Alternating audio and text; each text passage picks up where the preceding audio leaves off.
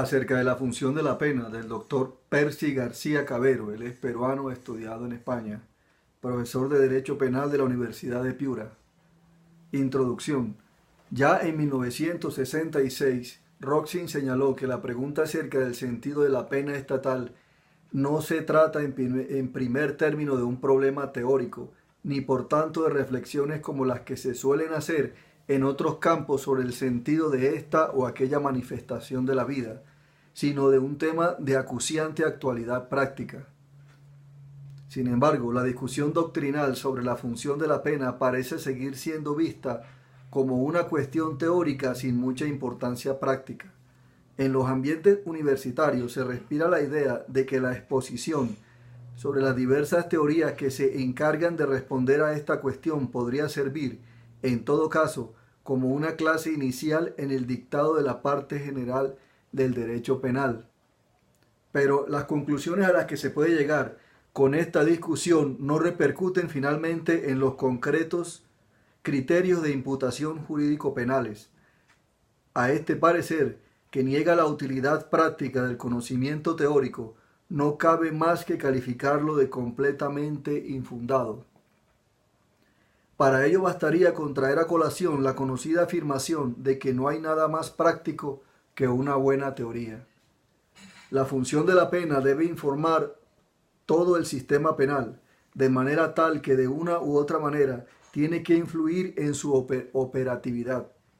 Tanto la previsión legal de la pena como su imposición judicial y ejecución deben tener como punto de partida la función que la sanción penal cumple.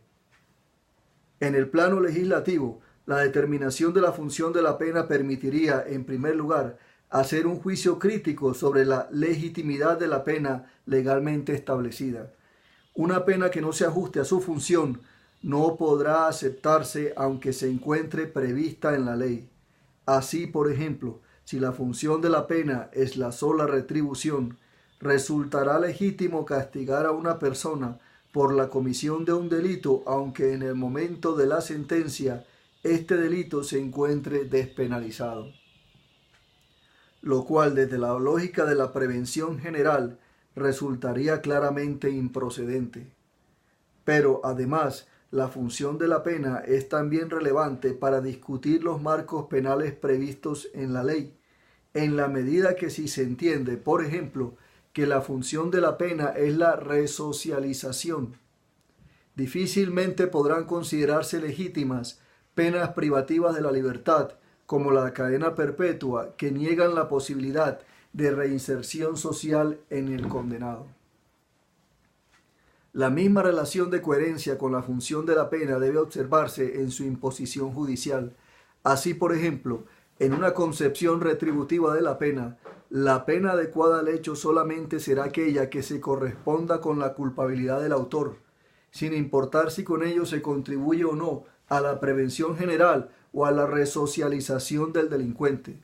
Por el contrario, en una visión preventivo general de la pena, el juez se guiará por los fines de intimidación, imponiendo la pena como confirmación de la amenaza penal y dejando de lado, en principio, consideraciones referidas a la culpabilidad del autor. Por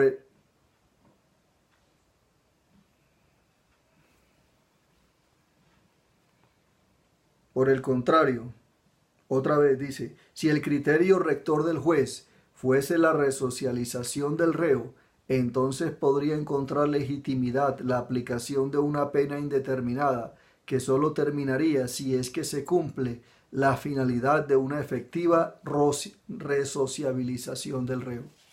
Muy bien, ahí se entiende.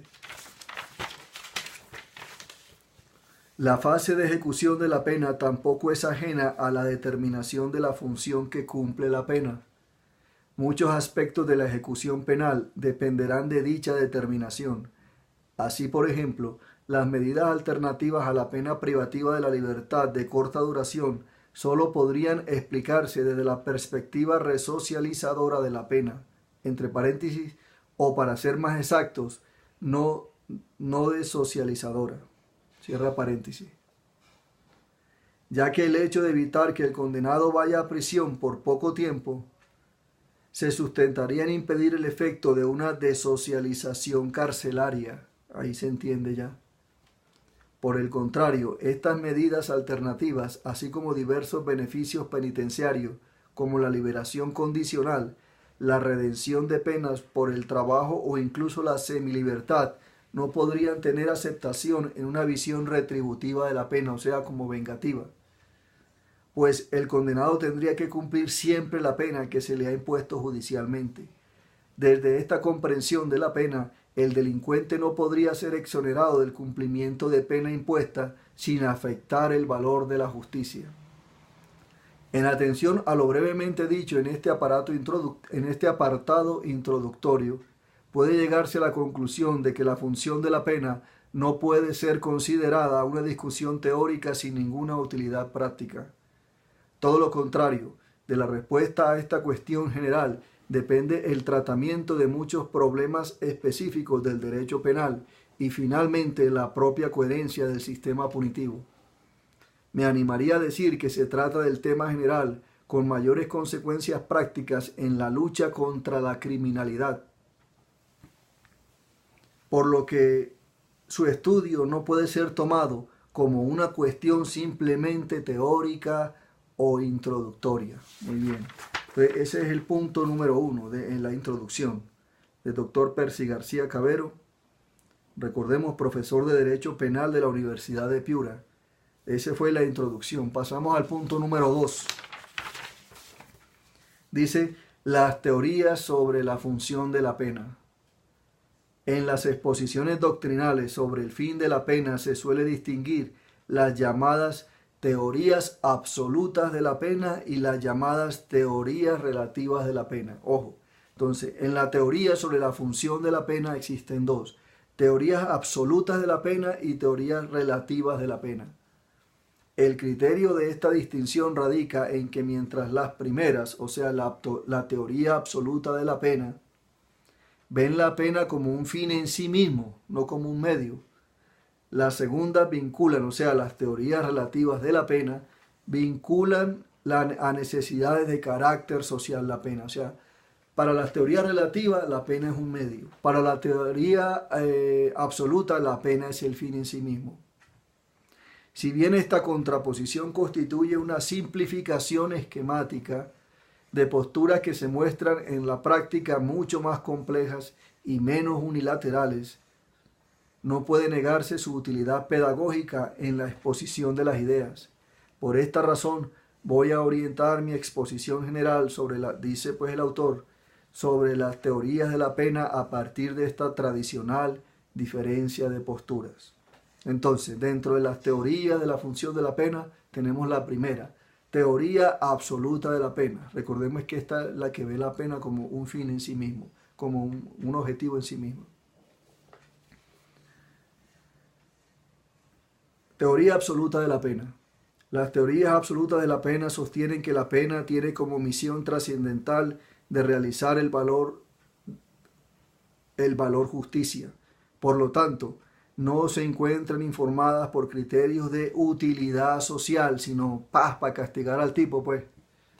Este punto de partida es asumido por las llamadas teorías retributivas de la pena. Ese viene siendo entonces ya como un sinónimo. La teoría absoluta de la pena son teorías retributivas, o sea, retribuirle, o sea, vengar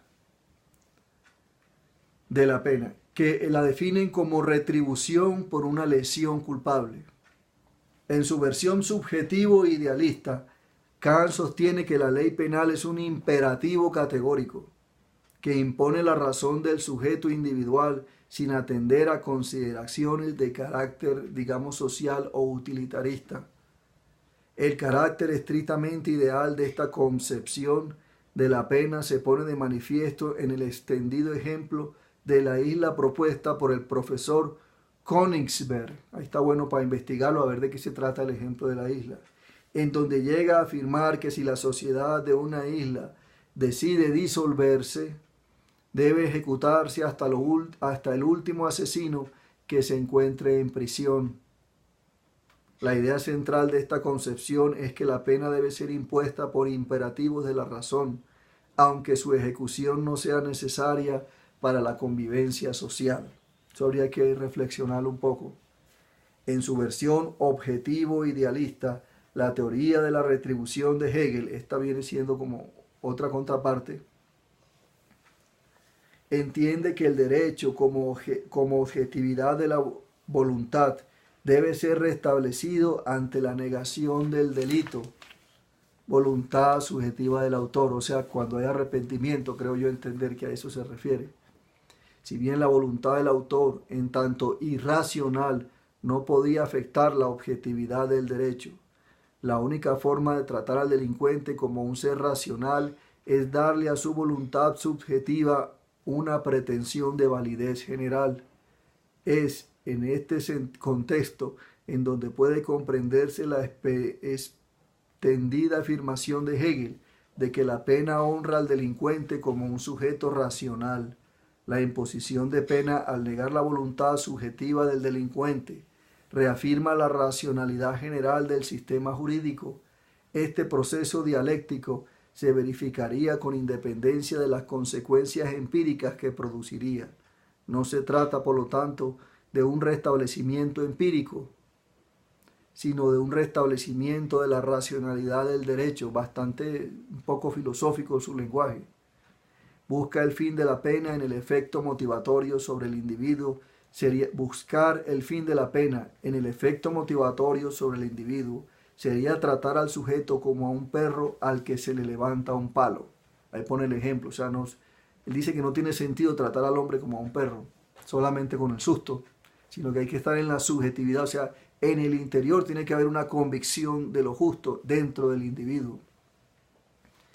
En la doctrina penal actual existe consenso en cuanto a rechazar las concepciones absolutas de la pena. O sea, no en la actualidad, digamos, la convención universal es que no debe ser absoluto la imposición de la pena. Más o menos hay un consenso, se ha llegado como a ese estado evolutivo, social, de apreciación de cómo debe ser la pena en la sociedad. Salvo algunas reminiscencias de la filosofía idealista como la teoría de la pena defendida por Kohler, la tendencia general está orientada a negar. Kohler es K-O-H-L-E-R. La tendencia general está orientada a negar que la pena tenga una función ideal. Hay que precisar que la razón fundamental de este rechazo no es el cuestionamiento que pudiera hacérsele a una filosofía de corte idealista. El rechazo a las teorías absolutas de la pena se encuentra más bien en la opinión general de que la existencia del derecho penal depende de la existencia de la sociedad y por lo tanto uno deduciría que todos los actos de la sociedad tienen que apuntar hacia la sociedad misma, ya que sin esta sociedad no existiría, por ejemplo, el derecho. Entonces no tiene sentido que las penas sean solo para el individuo, o sea, un castigo, sino que tiene que tener una utilidad social, según lo está diciendo aquí Hegel. De manera que resulta, si bien las teorías de la retribución pueden dar un criterio de referencia para la pena, culpabilidad, presupone la necesidad de pena, por lo que no se encontrarían en posibilidad de explicar cuándo se tiene que penar. La necesidad de pena solo podría determinarse atendiendo a los requerimientos del concreto sistema social. 2. Entonces tenemos, dentro de las teorías sobre la función de la pena, la primera teoría es la teoría absoluta de la pena. La segunda serían teorías relativas de la pena. La comprensión, que esta es más profunda, esta va a estar más extensa que la anterior, que la teoría absoluta, las teorías relativas, o sea, las que tienen que ver no con el solo individuo, sino con la sociedad y con no retributiva, no como castigo, sino como formadoras. La teoría relativa, que es formadora, es mucho más extendida aquí en el documento. Recordemos que ambas son teorías sobre la función de la pena. Teoría absoluta, teoría relativa. Segundo, teoría relativa de la pena. La comprensión del derecho penal como fenómeno social nos lleva necesariamente a las teorías relativas de la pena, es decir, a aquellas teorías que entienden que la pena debe cumplir necesariamente una función social. Teoría absoluta de la pena es teoría retributiva, solamente castigo al individuo. Teoría relativa de la pena tiene que cumplir, que el individuo, la pena, tiene que cumplir una función social. El consenso doctrinal llega, sin embargo, solo hasta este punto. O sea, hasta el punto de que tiene que tener una función social, porque inmediatamente la teoría relativa se dividen en diferentes vertientes, en diferentes opiniones, así como el cristianismo tiene diferentes interpretaciones. La teoría relativa de la pena, que es parte de las diferentes teorías acerca de la función de la pena, la teoría relativa tiene diferentes. Parece ser que hay un consenso en la teoría absoluta de la pena, que es la retributiva, que es la del castigo, simplemente hay como pareciera ser un consenso. Sin embargo, el documento aquí de este autor peruano nos dice de que dentro de la teoría relativa hay diferentes vertientes. Entonces tenemos, por eso dice, el consenso doctrinal llega, sin embargo, solo hasta este punto. ¿Hasta cuál punto? Hasta el punto de que la teoría relativa dice que la pena debe tener una función social. En eso están de acuerdo todos los que aceptan la teoría relativa de la pena. Pero, ¿en qué consiste esa función social? Ya ahí se dividen. Unos dicen que la función social de la teoría relativa de la pena debe ser una cosa, otros dicen que debe ser otra, otros dicen que debe ser otra.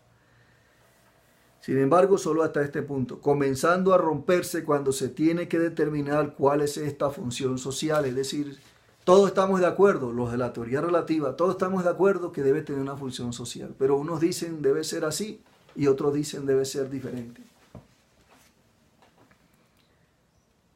Si bien se suele reducir las teorías relativas a las que procuran fines de prevención, lo cierto es que cabe también otra orientación, las teorías de reparación o reestabilización. Entonces, dentro de las teorías relativas de la pena, como hay diferentes vertientes, vamos a ver la primera. Dice, la teoría de la prevención. La teoría de la prevención sostiene que la función de la pena es motivar al delincuente o a los ciudadanos a no lesionar o poner en peligro los bienes jurídicos penalmente protegidos. Los bienes jurídicos son los derechos a los que yo tengo y que el Estado me los protege. Entonces dice, la teoría de la prevención, recordemos que esta hace parte de las teorías relativas de la pena, a diferencia de la teoría absoluta. Dentro de la teoría relativa, la primera es teoría de la prevención, el mismo nombre lo indica.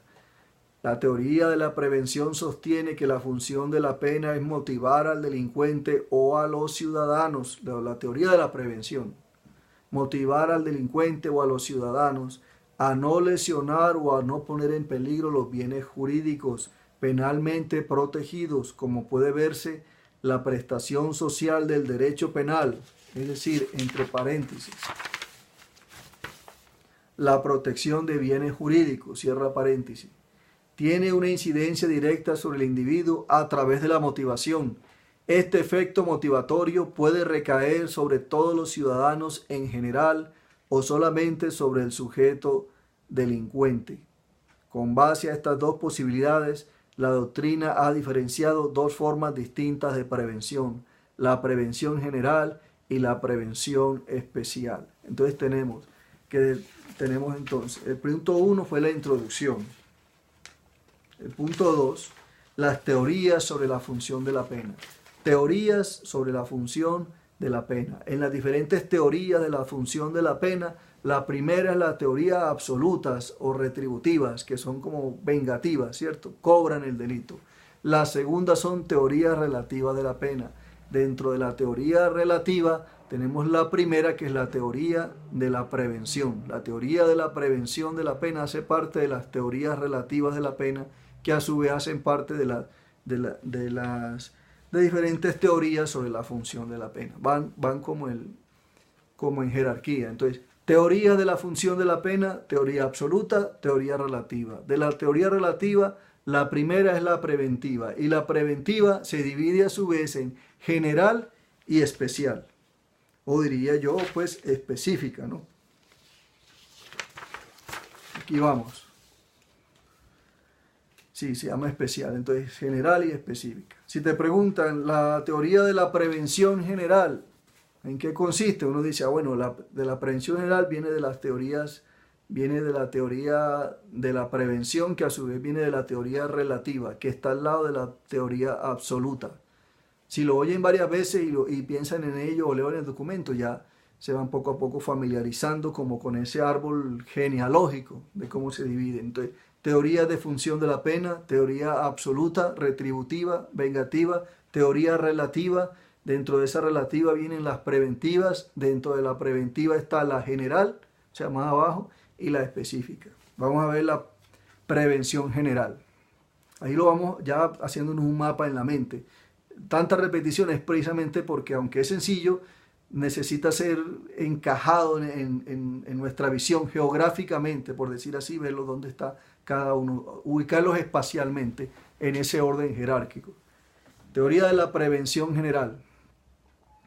La teoría de la prevención general establece que la función motivadora, o sea, preventora, de que advierte, del derecho penal se dirige a todos los ciudadanos, es la teoría general. La forma como tiene lugar este proceso motivatorio es precisamente lo que diferencia las dos variantes que existen al interior de esta teoría: la prevención general negativa y la prevención general positiva. Entonces, nuevamente, diferentes teorías de la función de la pena. Teoría absoluta o retributiva y vengativa, ¿cierto? Teoría relativa. Dentro de la teoría relativa nos pasamos ahora a la teoría preventiva. Dentro de la teoría preventiva hay general y específica. La general es para todos los ciudadanos. La específica es para el delincuente, la vamos a ver más adelante. Dentro de la teoría preventiva general, a su vez, hay negativa y positiva. Entonces, lo repiten varias veces hasta que se les va quedando. Dentro de la prevención general negativa. Prevención general negativa. Entonces dice, la teoría de la prevención general negativa se caracteriza por ver a la pena como un mecanismo de intimidación para motivar a los ciudadanos a no lesionar bienes jurídicos penalmente protegidos. Este proceso, todo de todas maneras es una repetición al final, este proceso de motivación a través de la intimidación puede verificarse en dos momentos distintos del sistema penal. Aquí hay otra subdivisión más, en dos momentos distintos del sistema. Entonces, dentro de la teoría de la prevención, que viene de la relativa, la prevención, hay prevención general y específica. Dentro de la general hay negativa y positiva. Prevención general negativa y prevención general positiva. General quiere decir para todos. Específica sería para uno solo. Prevención general negativa, a su vez, dice que la negativa consiste en que es la intimidación, ¿cierto? Y la intimidación se da en dos maneras. Teoría de la prevención, ya sabemos que entonces por lo tanto es relativa. Prevención general, que es para todos. Negativa, que es la intimidación. Y dentro de la negativa, dentro de la intimidación, hay dos vertientes más, que son dentro de la norma penal, y la otra la veremos, y dentro de la ejecución penal. Norma penal, ejecución penal. Entonces, dentro de la norma penal, la prevención general negativa mediante la combinación penal contenida en la norma penal fue formulada originariamente por Feuerbach. Se escribe F-E-U-E-R-B-A-C-H. Feuerbach o Feuerbach. Según este autor alemán, ahí se ve en el nombre, la pena debe ser un factor de inhibición psicológica para que los ciudadanos no se decidan a cometer un hecho delictivo. Este entendimiento de la función de la amenaza penal presupone que exista un vínculo psicológico entre el mensaje de la norma penal y los ciudadanos. Estamos en la teoría de la prevención general negativa en la norma penal.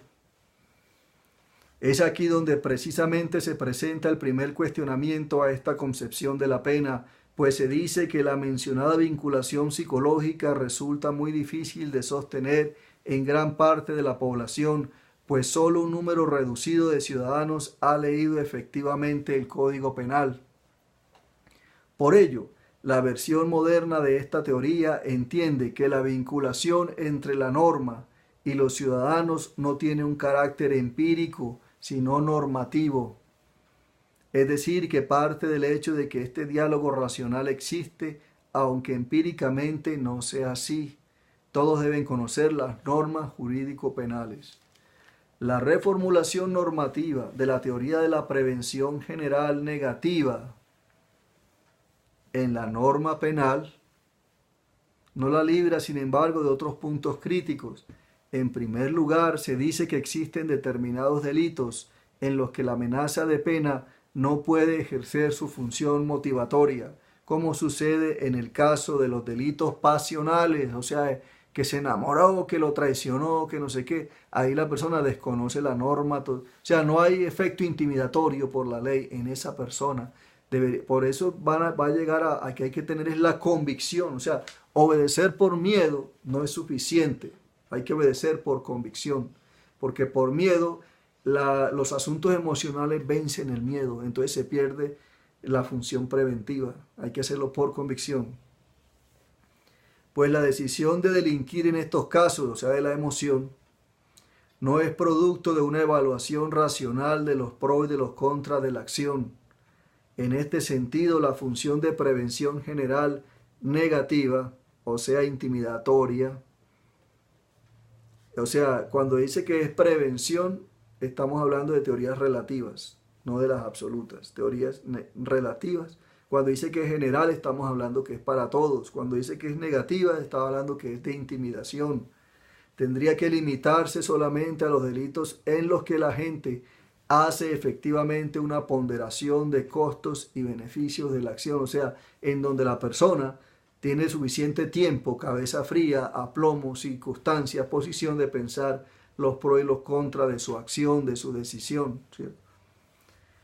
Se reducirá solo a los delitos en los que la gente cumple el modelo de sujeto que actúa racionalmente, es decir, a los llamados delitos económicos, o sea, cuando una cosa más bien como de tiempo con plata. Pero incluso en el ámbito de los delitos económicos se ha cuestionado la realidad del efecto intimidatorio de la amenaza penal.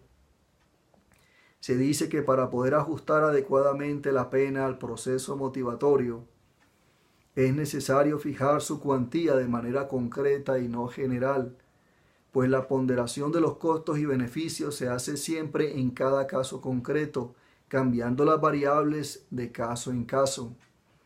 Para la estafa, por ejemplo, se establece en el Perú, porque el autor es del Perú, una pena privativa de la libertad de 1 a 6 años para intimidar en general a los ciudadanos a no realizar este delito de la estafa, de 1 a 6 años.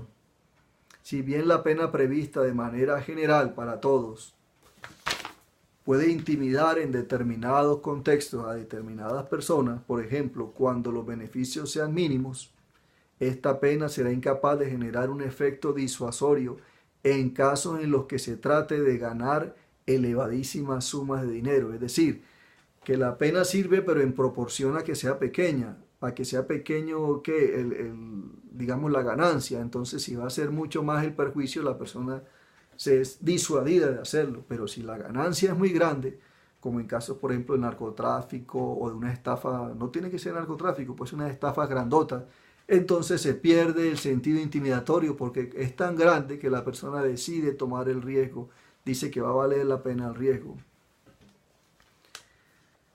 Dice, esta pena será incapaz de generar un efecto disuasorio en los casos en los que se trate de ganar elevadísimas sumas de dinero. Por otra parte, puede ser que un delito no muy grave requiera en determinados casos una pena muy elevada para poder intimidar al delincuente. O sea, allí no estamos hablando general. Por ejemplo, un acto de denigración del competidor del que dependa la supervivencia de la empresa. En este sentido, la única manera de dar cierta fuerza intimidatoria a la pena sería hacerla legislativamente indeterminada, o sea, no poner de 1 a 6 años, sino que dependa de la cantidad. para que el juez pueda ajustarla a las necesidades preventivas en cada caso concreto. No obstante, el grado de inseguridad al que llevaría semejante sistema penal, o sea, si no hubiera una regulación, entonces cada juez en su criterio, eso daría una inseguridad jurídica para la gente. Semejante sistema penal resulta a todas luces inaceptable en un Estado de Derecho. Entonces, por eso tenemos una como contraposición. Por un lado sería bueno que el juez pudiera regular eso para que la gente se asustara y tal, pero por otro lado es malo que el juez esté regulando eso porque puede perjudicar a su criterio personal, no hay un consenso general. Dice, los defensores de la prevención general negativa perciben los peligros de una perspectiva únicamente disuasoria de la pena. Recordemos que si es prevención es porque es una teoría de la función de la pena relativa, que si es general es para todos, que si es negativa es porque es intimidatoria. Dice, perciben los peligros de una perspectiva únicamente, y aparte de ser negativa la tenemos en la norma y la tenemos en la ejecución de la pena. En este caso la tenemos estamos hablando de la norma. Por lo que sus actuales formulaciones no se centran exclusivamente en la función intimidatoria de la pena, sino que intentan precisar criterios de limitación para evitar caer en situaciones de terror penal, o sea, de inestabilidad o de inseguridad penal. El principio de culpabilidad, por ejemplo. El principal cuestionamiento que encuentran estas concepciones atemperadas de la prevención general negativa reside en la dificultad de fijar el punto de equilibrio entre los criterios de prevención y la limitación de la potestad punitiva. Es decir, si se le da mucha rienda al juez para que establezca, puede ser que entonces él haga más justicia y logre intimidar mejor a los que se quieren pasar. Pero al darle ese poder al juez, entonces corremos el riesgo de que también sea abusivo el juez en cómo ejerce su poder, en cómo va a dar las sentencias de las penas a las diferentes personas. Por eso dice un equilibrio entre los criterios de prevención y la limitación de la potestad punitiva. La potestad punitiva es el poder del juez para ejercer sus funciones de imponer una pena. No puede dejar de aceptarse un cierto decepcionismo a la hora de fijar la frontera entre lo que se puede motivar mediante una pena y los límites de esta motivación. Es decir, que se supone que es para motivar a que la persona haga o no haga cosas, para que la sociedad haga o no haga cosas, y más bien lo que está es dándole palo a la gente. Los límites de esta motivación, lo que por otra parte lo hace muy sensible a situaciones emotivas o subjetivas en la comunidad, o sea que no sean como de un criterio tan exacto. Una muestra clara de esta situación son los delitos que afectan la seguridad ciudadana. Muy bien, en el siguiente video vamos a pasar a lo que es dentro de las teorías de la función de la pena, dejando de lado la primera, que es la teoría absoluta, retributiva o vengativa. Dentro de las teorías relativas ya dijimos que hay la teoría relativa general para todos y la especial para uno solo. Dentro de la general dijimos que había dentro de la general había una que era preventiva, de prevención general, ¿sí? Y dentro de la preventiva dijimos que había de norma penal. Ahora vamos a ver la preventiva, ya no en la norma, sino en la ejecución de la pena, en el siguiente video. Espero que estén aprendiendo mucho. Si es necesario, devuelvan y empiecen poco a poco. Reflexionen la jerarquía que voy diciendo y el significado de cada uno, o cuál es el contexto social donde se desenvuelve de lo que estamos hablando.